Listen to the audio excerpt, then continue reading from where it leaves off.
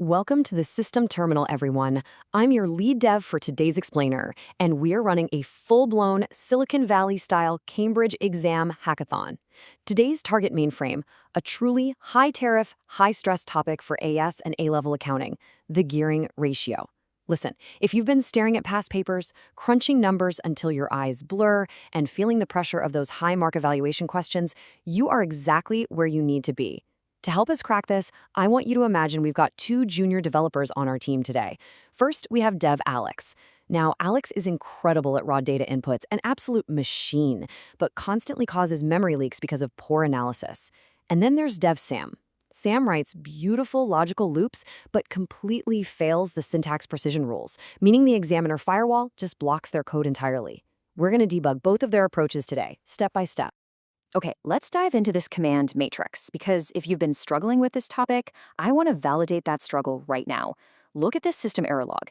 This is a direct quote from a principal examiner report. They literally state that calculating and interpreting the gearing ratio is one of the most misunderstood areas in the entire syllabus. It's a massive bug in the system where marks are just constantly left on the table. But we've got the admin access, we have the examiner's playbook, and we are going to deploy a patch for this misunderstanding right now. Section 1.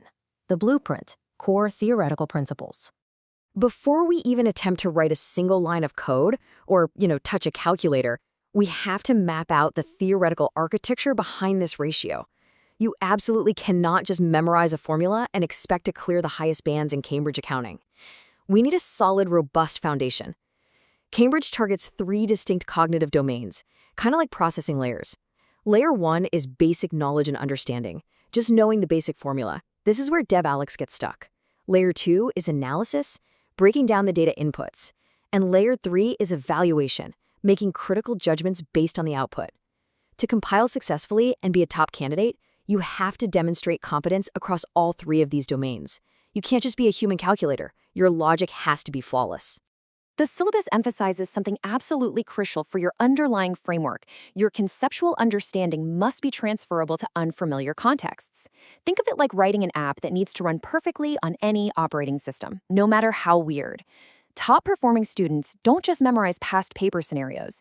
They build a connected knowledge base so that when Cambridge throws a completely bizarre, unfamiliar business environment at them, they can seamlessly apply the core principles of gearing to solve it. So, what exactly separates a standard script from a top-tier one? Well, principal examiner reports show that candidates who reference cross-topic connections achieve significantly higher marks. It's all about your API integrations. You need to integrate your knowledge of gearing with other syllabus areas like profitability or liquidity. You also need to understand causal relationships, meaning if gearing spikes, what exactly triggered that in the system and what is the specific downstream effect?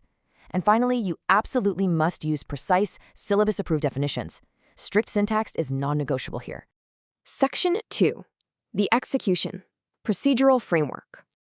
All right, we've got the theory loaded up. Now it's time to actually run the algorithm and execute these problems in a live exam setting. The source material gives us a standardized 5-step sequence, essentially our pseudocode for tackling any problem. First, deconstruct the prompt to pinpoint exactly what's required. Second, extract only the relevant data while filtering out the noise and distractors. Step 3, execute your analysis with crystal clear notation. Step 4, verify your results. And Step 5, present the final output using correct terminology. If you skip any of these lines of code, you risk throwing an error and dropping major marks. Now, let's talk about presentation syntax. This is exactly where our Dev Sam's code usually fails to compile.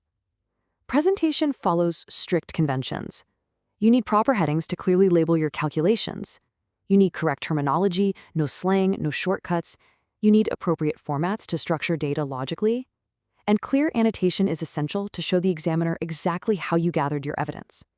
Your data interpretation relies entirely on formatting this information, so the examiner doesn't have to guess what your algorithm is doing. Section 3. The Failsafe, Examiner Warnings and Method Marks.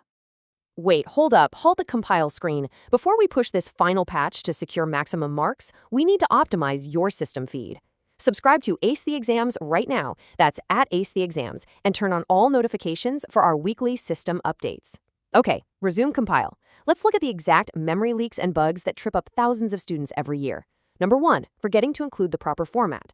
Number 2, a general poor checking of presentation. And number 3, this is a massive one, providing generic answers that are not specific to the given context.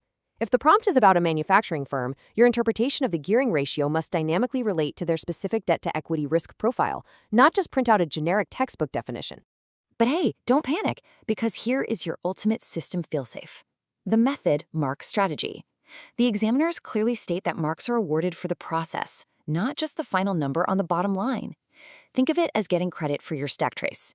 Systematic processing with clear working is absolutely your best friend in the exam room. Seriously, this brilliantly illustrates the point. If you just punch numbers into your calculator and write down the wrong final output with no context, your code crashes. 0 marks.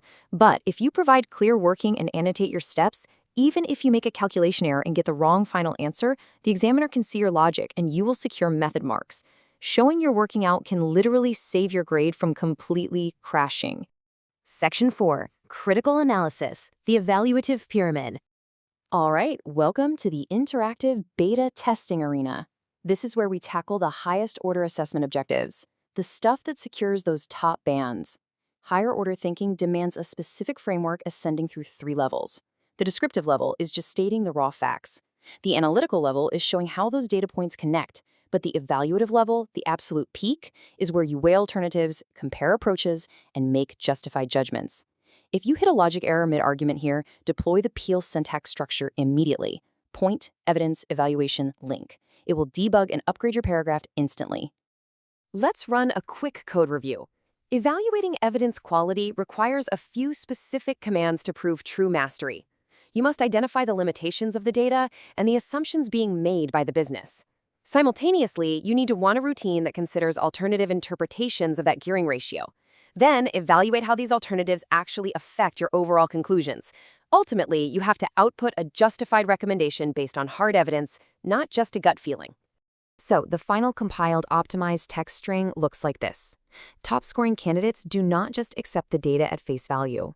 They demonstrate evaluative thinking by actively questioning assumptions, running different perspectives through the main frame, and rigorously justifying their decisions with evidence from the text. This is literally the exact syntax that separates a standard user from an absolute power user in Cambridge accounting. Section 5, the final audit, wrapping up. We have pushed a massive amount of updates today, so let's lock in this cheat sheet architecture so you are fully prepared to deploy this in your exam. Here is your final code block. First, master the 3 cognitive processing domains. Next, strictly follow the 5-step procedural framework to execute your answers without syntax errors. And finally, always secure your method marks by showing your clear working on the page. These 3 takeaways are your master keys to clearing the examiner's most rigorous firewalls. I want to leave you with one final provocative query to run in your next study session. In your next past paper practice, what assumptions are you failing to question? Think critically about the data inputs in front of you. Don't just calculate, evaluate. If this hackathon explainer helped upgrade your understanding of the gearing ratio, you need to subscribe to Ace the Exams right now. Click that notification bell so you don't miss our next system update, and drop a comment down below with your specific subject and level. Get back to compiling those past paper responses, and I'll see you in our next masterclass.